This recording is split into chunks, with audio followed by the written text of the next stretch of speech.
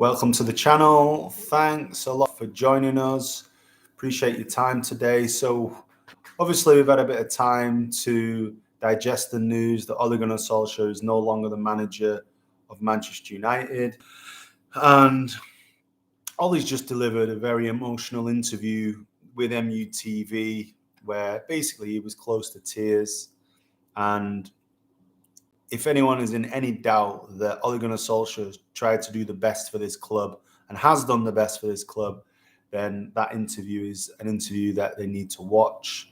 He's taken a team that was broken under Jose Mourinho, a team that had no direction, was deeply defensive, had a lot of dead wood in the squad, had players that were demoralized by Mourinho's style of management, who didn't want to probably play for Mourinho, and he came, and statistically, he's the most successful manager since Sir Alex Ferguson, because he's had 2 back-to-back top 3 finishes.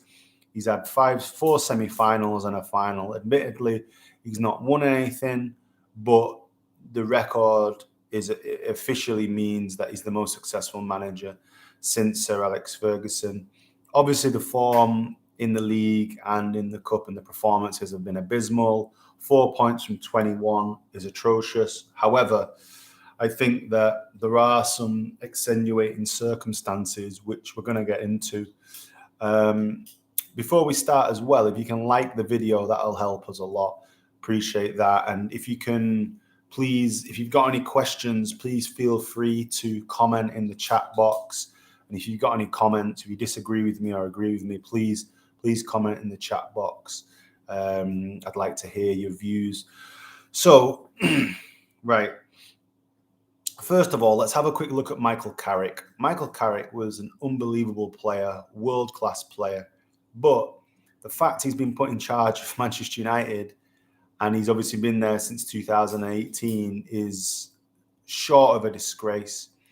I've never worked with Michael Carrick. I don't know if he's an exceptional coach or not, but it feels like this is the Glazers just trying to buy some time and get to the summer.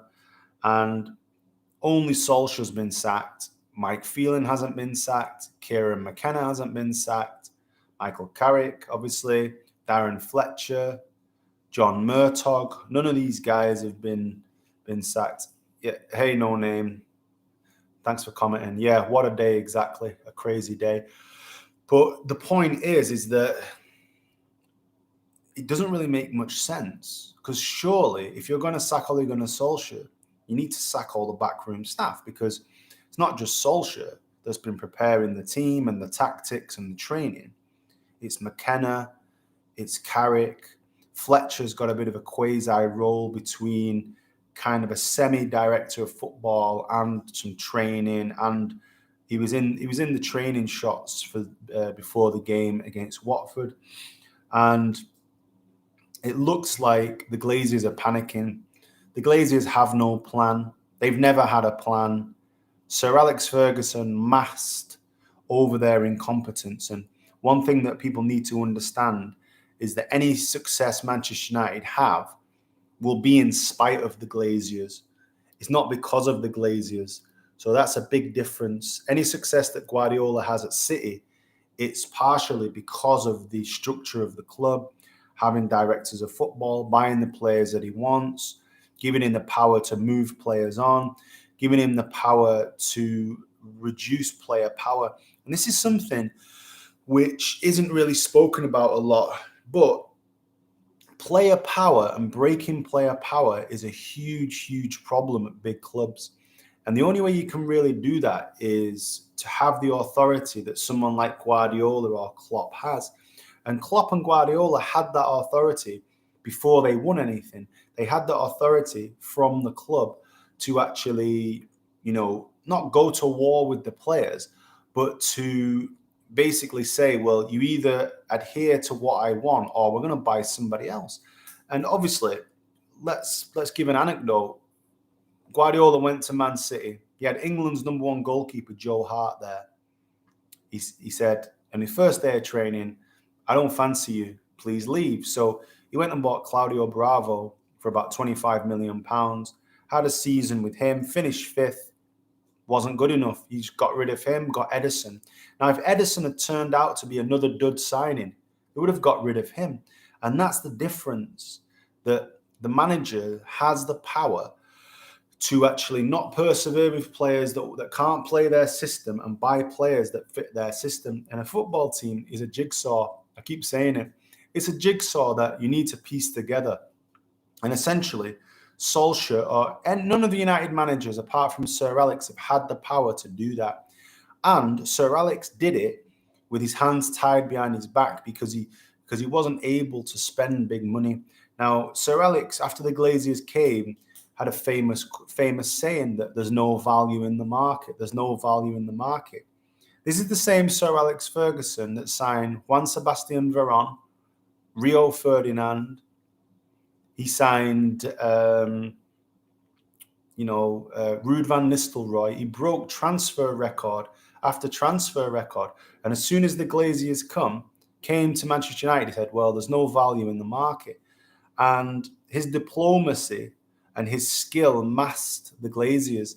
And United, make no mistake about it, in 2.5 years, if the structure of the club doesn't change, then United are going to have this same discussion in 2.5 years, 3 years, because fundamentally you're up against teams like Man City who are completely hell-bent on being the best football team in the world. You have Liverpool, who are hell-bent on being the best football team in the world. You have Chelsea, who've just spent 400 million, who are hell-bent on being the best football team in the world. They're desperate to be an elite team. And that's what Manchester United are up against. Manchester United, the structure of the club isn't elite. Okay, they don't have we don't have a director of football who has contacts and who can get transfers over the line. Woodward and Joel Glazier and Murtog and Richard Arnold, they're not football people. Like maybe Fletcher obviously is, but they're not football people. They don't have the contacts. A director of football is essentially like an agent. He's an agent, but for the club. He has contacts. If you need a left back, he can get you a left back. If you need a certain type of player, he can use his contacts and he can get the information from the scouting and he can make deals happen. When was the last time United signed a player from nowhere that was a massive success? When was the last time?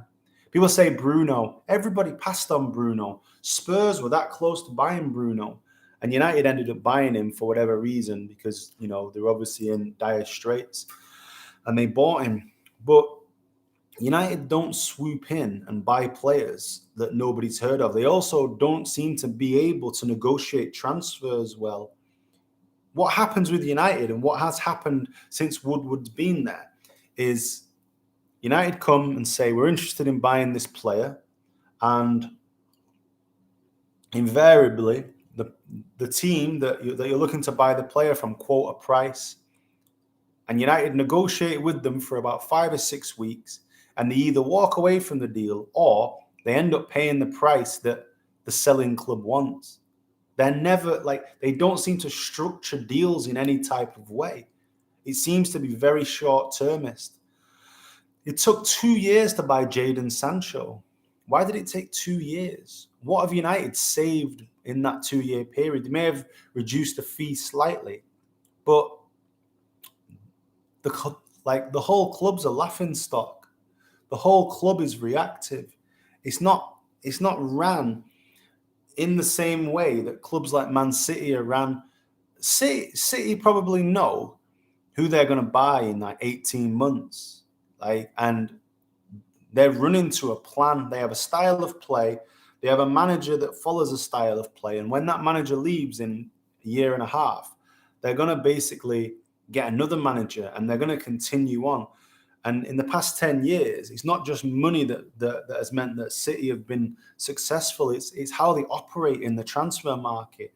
And it's the players that they buy. They get deals over the line. They get deals.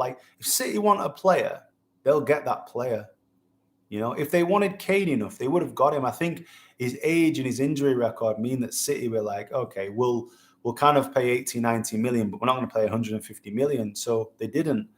And that's the difference. The organizational aspects that a United manager is working with, the actual anarchy. And bear in mind that Man United gave Ole Gunnar Solskjaer a new contract in August. They gave him a new contract in August, and now they're sacking him. They've talked about having a long-term plan, and then we've hit some bad results. And I'm not defending the actual results, but I'm just saying that, that you can't say that you've got a long-term plan. Give someone a new 3-year contract in August and then change that plan.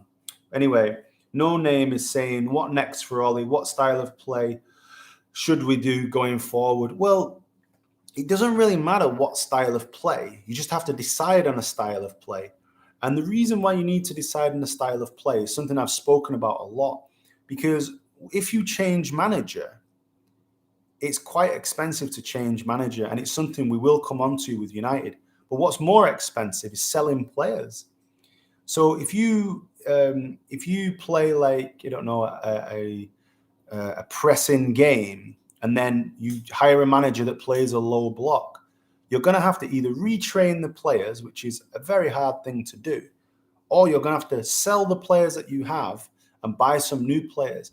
And this is a point that I don't think the Glaziers understand. And you can see from the short list of managers they have that they have 3 or 4 managers who all play completely different systems. And as I've said before, that means that not only do you have to get rid of a manager and bring a new manager in, that manager wants to buy players that will fit his system.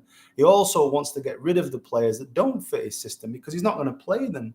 And it's a very, very expensive game that you're playing by changing system. And you need to decide for the next 10, 15 years, are we going to play a low block? Are we going to play on the break? Are we going to try and counter-attack? Are we going to press? Are we going to keep possession? You need to make that decision, and you need to hire a manager in line with that philosophy, and then follow managers that follow that philosophy, so that when that manager leaves, you've got another manager to slip into that system. And Barcelona have done it quite well. I'm not saying that Barcelona are a well-run club, but basically, you know how Barcelona are going to play. And I think to a lesser extent, City now with Guardiola's influence, and you can probably say that about Bayern Munich. Like if a new manager comes there, they don't need to sell 8 players and buy 6 players. They can probably tweak the system a little bit and play, in that parameter of style. And so that's a big deal. And if the Glaziers don't understand that, it's because they're not football people.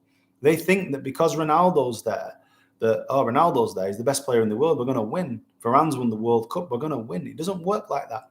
Football teams have to have a style of play, and it fits together like a jigsaw. So let's have a look at some more comments. A lot of people have to leave and got to be sold. Only some new players in could fix all the problems. It's just frustrating. Ollie trusted and relied on too much on the same players and costed him the job. Simple. Yeah, pretty much. I think he was loyal. Even in his interview there, leaving, he's been loyal. He's commended the players, and they've been disgraceful. Like Maguire was in a nightclub last night. Ollie's being sacked, and he's in a nightclub in Sheffield. Like, how's that a captain? He should be ashamed of himself. It's a disgrace. For me, there's 10 or 12 players that have to leave, and it's well documented. And then probably 4 or 5 players come in, and United are going to be a very, very good team. And actually, if you have a manager who will promote some youngsters, you could have 22 players who are all in line with the system, and you could be a very, very good team. No Name said Ollie is a classy guy. Respect. Yeah, unbelievable. Like the interview he gave was really classy and really spot on. And essentially, some of the abuse that he's received from supposed United fans is disgraceful. Like, he's a legend. He's done more for the club than all of the players put together. None of them won the league apart from David De Gea, by the way. So, and he may go soon as well if you get a possession-based manager who wants a goalkeeper that can pass the ball. So Ole Gunnar Solskjaer's won the league. He's won us the European Cup. He's reset the culture of the club. He took over United when after Mourinho, everything was destroyed. Everything was destroyed. People forget how bad we were under Mourinho. It was abysmal to watch under Mourinho. Mourinho was a real cancer at the club. And Ole Gunnar Solskjaer's come. He's also look at Luke Shaw when Mourinho left. Luke Shaw was over. Luke Shaw was over, and Ole took him in 2.5 years to be an unbelievable left back. Right? Rashford gone up a level. Greenwood was in the youth team. People say, "Oh, Greenwood would have come through." If Mourinho was manager, you don't know whether Greenwood would have been sold or gotten rid of. So United have got people like Greenwood. They bought Bruno for decent money. And, it just shows that you need to understand the context of things. Yeah, No Name says, how can they call themselves fans? Well, I don't know. People can want Ollie to go. That's completely fine. I mean, I have no problem with people wanting him to go, but shouting abuse at Ole Gunnar Solskjaer is disgraceful. Like, he loves the club so much. And Rasmus, my man, how are you doing, mate? I agree. I like the interview with him. He got so much love for the club. Looking forward to seeing him again. Yeah, absolutely, Rasmus. Like, Ole Gunnar Solskjaer has done a great job. Statistically, he's the most successful manager since Sir Alex Ferguson. He's had 2 top 3 finishes, 4 semi-finals, 1 final, and admittedly, he's not won anything, but he's also changed the culture of the club. Like, he's made us attacking. We had players like Fellaini and Smalling. Now, look, we've got Ronaldo and Varane. He's well and truly upgraded the team, and the next manager, potentially with 4 or 5 new players or 3 or 4 new players, could be very, very lucky and have a really good run with this team. Because also, what Solskjaer's done is he's taken long-term decisions for the good of the club. And most managers wouldn't take long-term decisions. Most managers, like Mourinho, want to buy people like Perisic, who are like 29, 30, who will get 2 years out of them. Mourinho wins something, then Mourinho leaves because he's interested in Mourinho. Ole Gunnar Solskjaer was interested in Manchester United. Mason Greenwood's introduction to first-team football was one of the best introductions from a youth player. Mason Greenwood was scoring like 50 goals in the under-23s when he was like 17, 16. So he's obviously going to be like a world-class player. But his introduction, the blooding of players, even McTominay's been bad this season, but McTominay's been a decent player for United. And, you can look at Rashford's emergence. You can look at the form of Bruno. Obviously, it's not been the best this season, but you basically have a situation where Bruno has come up and delivered. So, yeah, it's a real shame. So let's actually look at some of the potential candidates who've been linked. So obviously, the rumor changes actually every day. In fact, it seems like it's every hour. So Zidane, they were supposed to be pursuing Zidane, and obviously Rodgers.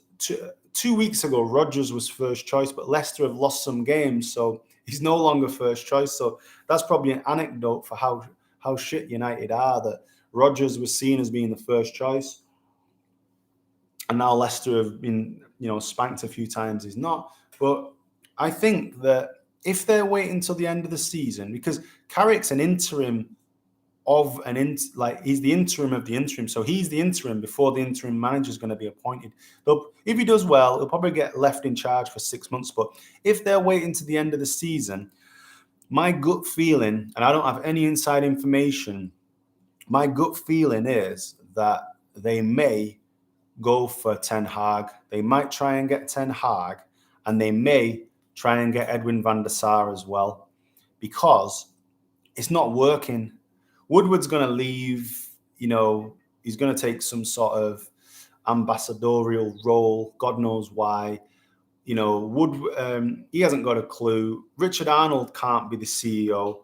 Edwin van der Sar would be an amazing CEO. He's got contacts all around Europe, and Ten Hag would implement a style of play. Bear in mind, not many people know that Ten Hag was actually with Guardiola at Munich.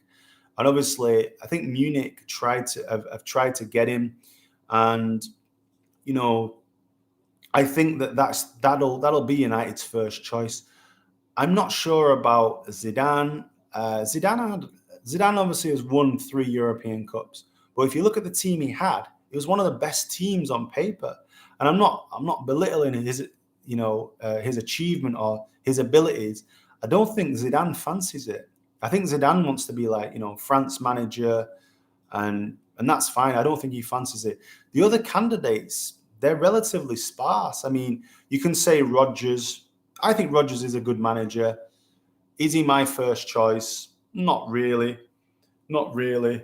And then, I mean, the interesting thing is that the bookmakers are generally quite spot on. So if you look at some of the odds, Zinedine Zidane's the favourite at 7-4. Michael Carrick is 10-3. Brendan Rodgers 4-1. Eric Ten Hag 10-1. Darren Fletcher 12-1. Ralph Rangnick 14-1. Laurent Blanc, Maurizio Pochettino 20-1, and Roberto Martinez 40-1. So those are the runners and riders, and it looks like Zidane's obviously up there as the favourite, but you never know what's going to happen. You never know what's going to happen, and you don't.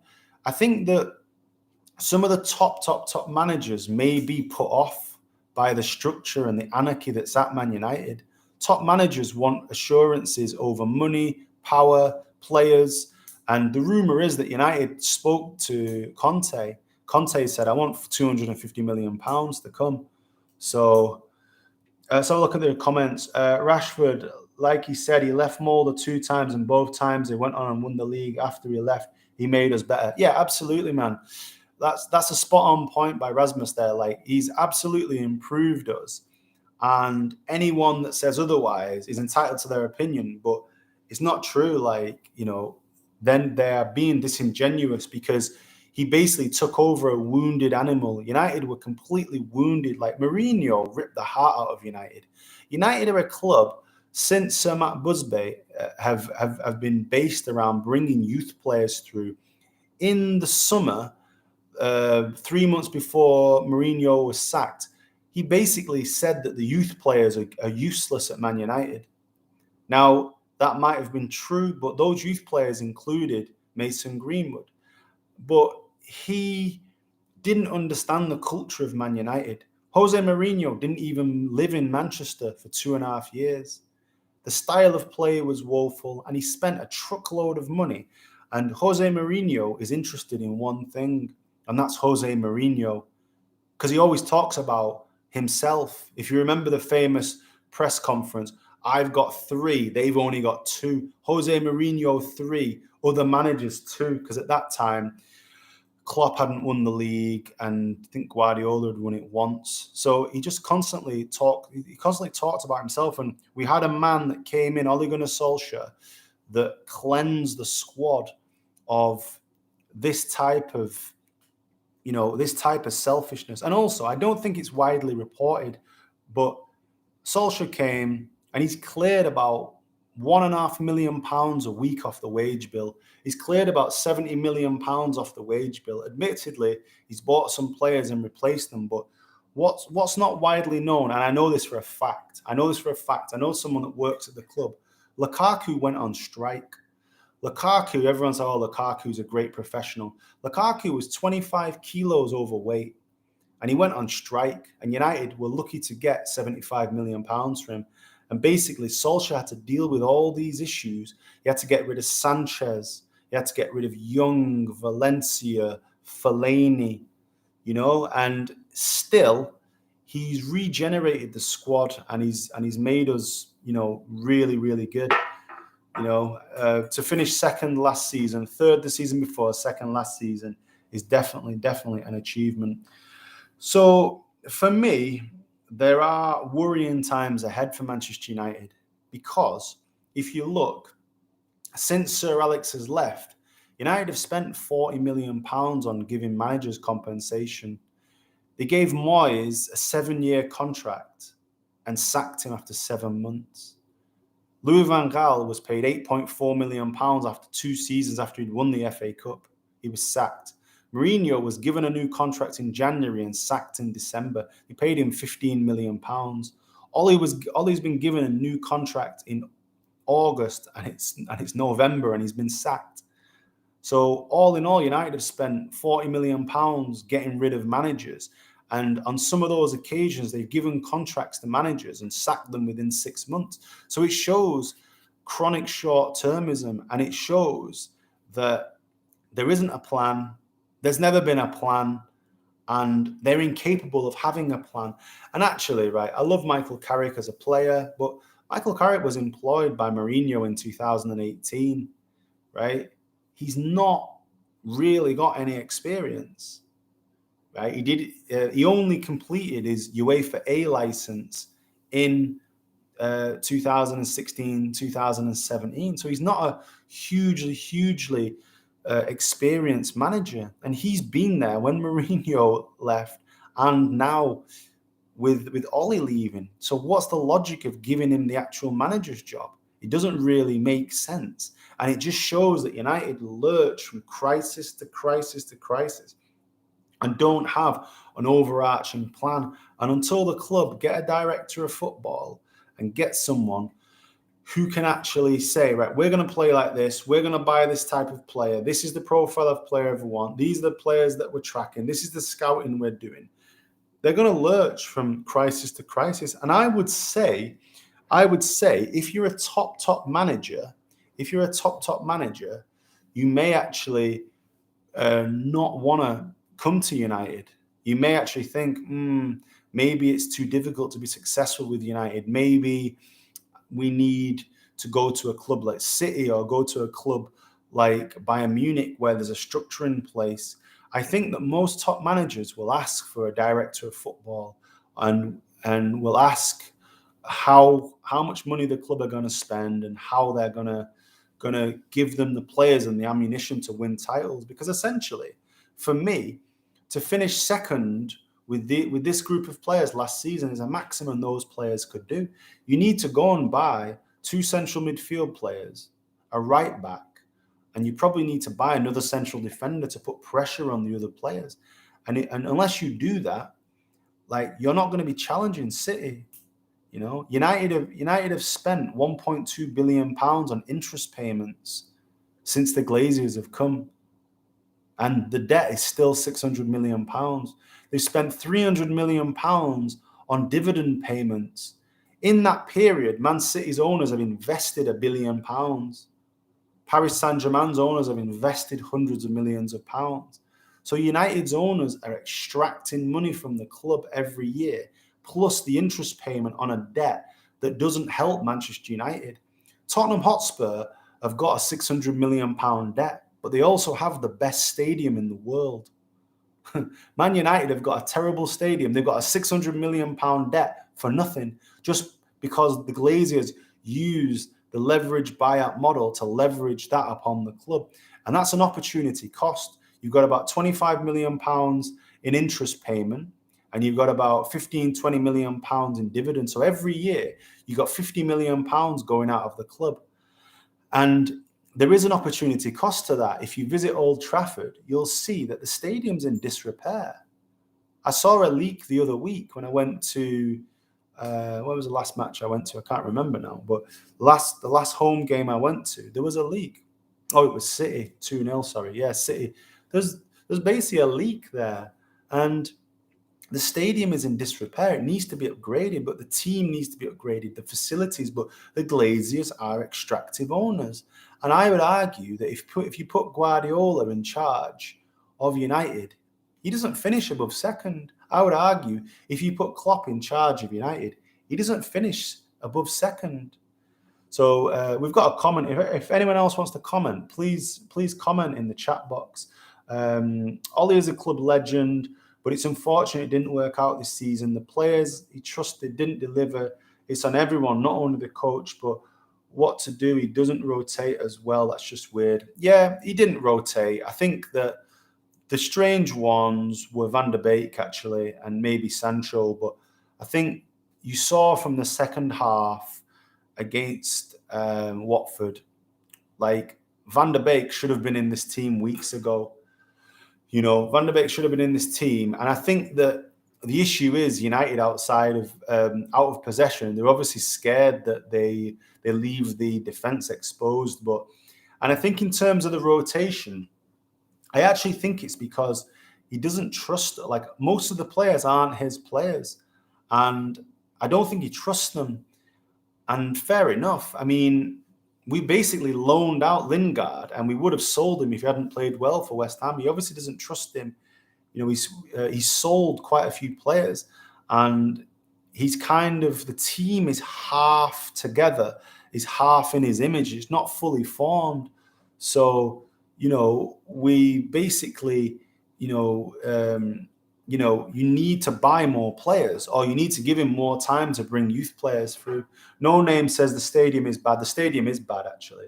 It really is. It's a beauty. Yeah. Someone else saying that the stadium is beautiful, bro. Yes, it is a beautiful stadium to be in, but it's in disrepair, man. It's very like 1960s, very 1960s. What's that? Yes, Van der Beek, Sancho, and Bailly, in my opinion, bro, should have played way more now and then. To be honest with you, I can't justify Maguire being in the team. I think the only reason that he can be in the team is because we paid £80 million for him. On form, Maguire has been absolutely shockingly bad. And yeah, Bailly's been unlucky. You know, he's been unlucky, but he has been injured on and off. I think the Sancho one makes a little bit of sense. I think he was injured, and I think that they wanted to try and ease him in and to try and have like a nice transition for him. But Sancho will be a top player at United. Sancho's class. Sancho and Rashford down each flank. The new manager's lucky because they're top draw. Like, there's not many players under 25 of that ability, and they're really, really good. And said as well in the comments, and Cavani as well. We all seen the Cavani and CR7 combo. It was good. Should have been played more. Yeah, I think Cavani was injured. And basically, you know, he's old, you know, and he's not got on the pitch. You know, he's had some sort of tendon injury. Yeah, but I mean, a fully fit Cavani and Ronaldo is a fearsome front two, and it's also fearsome because of Cavani's work rate. Because there's obviously a school of thought that the signing of Ronaldo has been a precursor to Solskjaer being sacked, because without the ball, you're carrying a passenger, you're carrying a player that doesn't press, you're carrying a player that doesn't want to press and just there to score goals. But you can't turn down Ronaldo. If you set the team up properly and you give Ronaldo chances and you sort your defense out, you're going to win lots and lots of matches. But I feel like it's the end of the road for people like Cavani. I think that he wants to play at this period of his career, and he might be a player that leaves in January. But he's been great at United. I've enjoyed watching him, but it's more about his spirit and his fight. I actually think there's probably, as I said, like 12 or maybe 12 players who would sell. Martial, I think Lingard will go. I don't think Pogba's going to re-sign. I would sell Matic and Mata and Jones and probably Lindelof, Bailly, Dalot. I probably sell, you know, Andreas Pereira is still at United. You've got quite a lot of players to sell, and I think that if you had a director of football, you'd be able to manage this transition better. But I wouldn't mind getting rid of all those players, promoting some youth players, and then buying 3 world-class players. Because it's not a question of quantity of players; it's more of a question of quality. Because I don't know if the injury record of people like Bailly or if Mata and Matic, like, you know, why have United retained them? Because they don't want to go into the transfer market and buy someone else. So ultimately, Mata and Matic are there, probably on 150 grand a week, not really doing much. And they're there for their experience. But for me, I'd take a chance. I would promote the youth players, like Hannibal Majory looks really good. James Garner surely would be good as a squad rotation player. I'm not saying you should play these youngsters every week, but even if you look at players like Ahmad, if you had Ahmad backing up Sancho and you had Rashford on the left, so you had Ahmad, Rashford, Sancho as 3 players that can play left or right, and you had Ronaldo and Greenwood up top, And then you had Bruno and Donny, or Bruno and Lingard, you know, and then you can rotate those players. Like, those players are good players. And then buy a 6 and an 8, then you basically could be in pretty good shape.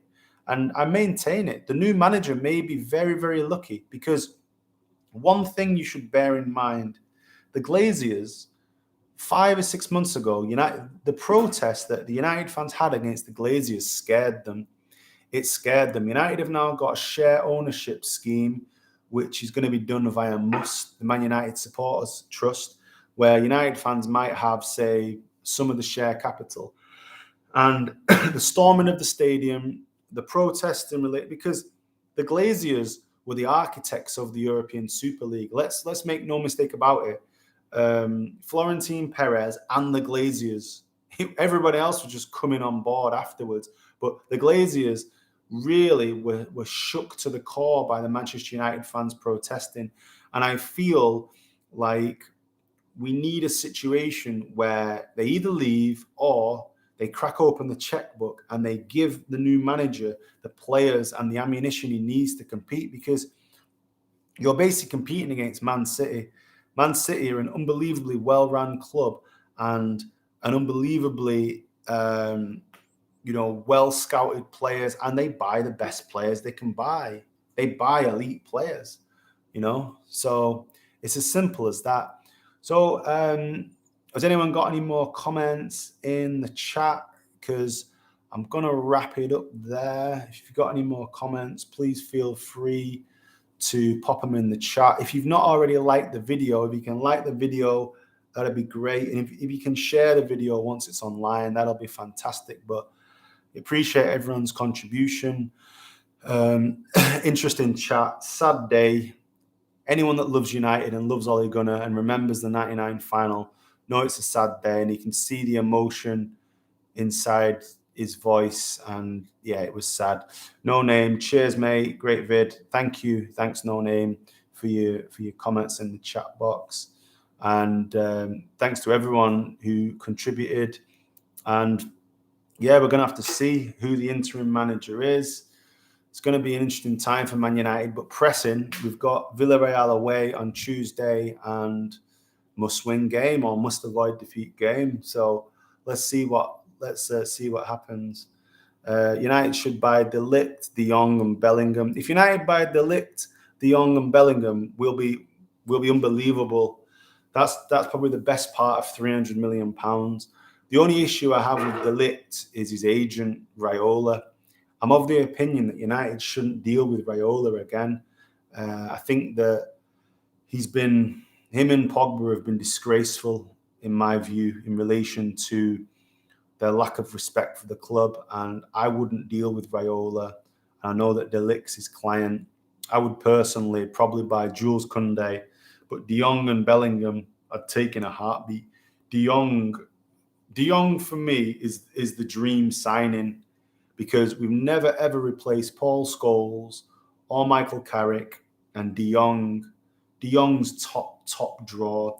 If Barcelona let him go, United must break the bank to buy him. They must outbid Man City. If he wants to come to United, if you put him in the middle of that park and De Jong can play make, United will go up several levels, because then you'll have a player who can move the ball, can play in the sixth position, move the ball from the defense to the strikers. And Bellingham, for me, United, this is another point about Solskjaer. Solskjaer tried to buy really good players. He basically has bought really good players. He tried to buy Bellingham. He tried to buy Haaland. He's tried to get good players. And the one thing you can say is that he can obviously spot a player, because he picked up Bruno. He's brought players through who I considered to be top draw long term for Man United. And yeah, I mean, hopefully Bellingham will come. But this is also part of another thing. If a player doesn't support Man United, can you really blame them for not signing? In the 90s, if you wanted to win, you'd sign for United. But if you don't support United, who do you sign for? If City, Liverpool, Paris are in for you, where do you go? Honestly, it pains me to say it, but you probably sign for City. You probably go to City and you'll be winning medals because City will be competitive. If City aren't competitive, they'll go into the transfer market in a big way and make you competitive. So you'll win leagues, you'll win trophies. So United need to be really careful, because if you're in terminal decline, you can't buy top players. You can buy the ones that are the level below. And the only way you can get out of it is if your youth system's really good. If your youth system's really good, then it can basically pull you out of the mire if you can produce youth players. But essentially, it's a dangerous path to go down. But anyway, guys, thanks for joining me. Thanks a lot for the thumbs up. If you've not liked the video, please do so. Thanks for all the comments. Really enjoyed the questions and really enjoyed chatting with everyone. Thanks a lot, guys. And I wish you a lovely Sunday evening. Cheers. Take care.